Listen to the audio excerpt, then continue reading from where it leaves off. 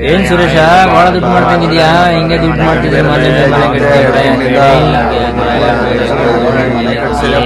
ಮುಸ್ಕಿನ್ ಜೋಳದ್ದು ಬಿತ್ತನೆ ಬೀಜ ವ್ಯಾಪಾರ ಅಲ್ಲ ಅಂತ ಹೇಳಿ ಇವನ್ಗಿನ್ನು ಅಂಕುರ್ ಭಾಸ್ಕರ್ ಅವರ ಬಿತ್ತನೆ ಬೀಜ ಬಗ್ಗೆ ಗೊತ್ತಿಲ್ಲ ಅನ್ಸುತ್ತೆ. ಅದಕ್ಕೆ ಅವನಿನ್ನು ಹಾಗೆ ಇದ್ದಾನೆ.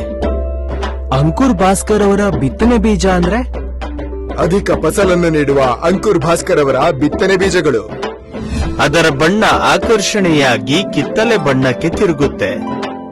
ಮಳೆ ಗಾಳಿಯನ್ನ ತಡೆ ನಿಲ್ಲುವಂತಹ ಬಲವಾದ ಕಾಂಡ ಕೂಡ ಹೊಂದಿರುತ್ತೆ. ಟೊಳ್ಳು ಬೀಜಗಳು ಕಡಿಮೆ ಇದ್ದು ಫಲವತ್ತಾದ ಬೀಜಗಳು ಹೆಚ್ಚಿರುತ್ತೆ.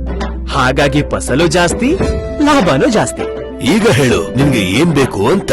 ರೈತರಿಗೆ ಅಧಿಕ ಫಸಲಿನ ಜೊತೆಗೆ ಅಧಿಕ ಲಾಭ ಕೊಡುವಂತ ಅಂಕುರ್ ಭಾಸ್ಕರ್ ಅವರ ಬಿತ್ತನೆ ಬೀಜಗಳನ್ನು ಮಾತ್ರ ಕೊಡಿ. ಮಾರುಕಟ್ಟೆಯಲ್ಲಿ ಎಷ್ಟೋ ರೀತಿಯ ಬೀಜಗಳು ಇರುತ್ತೆ. ಅಂಕುರ್ ಅವರ ಭಾಸ್ಕರ್ ಬಿತ್ತನೆ ಬೀಜಗಳು ಕೂಡ ದೊರೆಯುತ್ತದೆ. ಆದ್ರೆ ಅವೆರಡು ಒಂದೇ ಅಲ್ಲ.